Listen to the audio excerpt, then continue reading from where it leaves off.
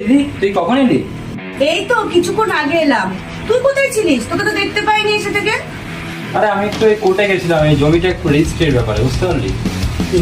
তুই কি উত্তর মাঠে সব জমিটাই বিক্রি করে দিচ্ছিস?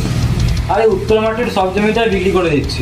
এখন বুঝলি, এখন আমার টাইম দিতে পারছি না, তাই জন্য আর ওই জমি ফমি রেখে লাভ নাই, সব বিক্রি করে দিচ্ছি আমি। তো ভালোই দাম পাবি।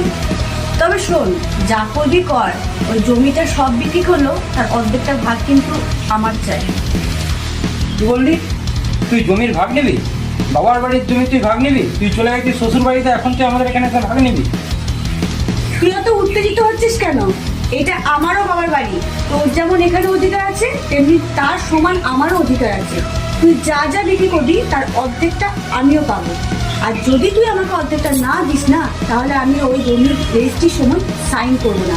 আর এইটা মনে রাখিস দাদা, আমি যদি সাইন না করি না, তুই ওই জমি বিক্রি করতেও পারবি না। বুঝতে পেরেছিস? কি বলছিস? এই জমির ভাগ নিবি? আগের সব জমিগুলো বিক্রি করে তোকে দিয়ে দিয়েছি, আর তুই বলছিস এই জমির ভাগ নিবি? আরে তোকে তো কোনো গরিব ঘরে বিয়ে দিইনি, তোর তো অনেক টাকা পয়সা, আর তুই এইটুকুনি জমি ভাগ নিতে এসছিস? তুই কি ভাবছিস জমি বিক্রির টাকা ভাগ নিবি? এক অংশটুকু ভাগ তোকে দেবো না আমি। এই, তুই আঙুল কেটে দেখাচ্ছিস রে? কাকে দেখাচ্ছিস তুই আঙুল? এইটা যেমন তোর বাবার বাড়ি না, এটা আমারও বাবার বাড়ি। এখানে এসো। এটা বলে দিয়ে গেলাম, এই জমির ভাগ আমি নিয়েই ছাড়বো।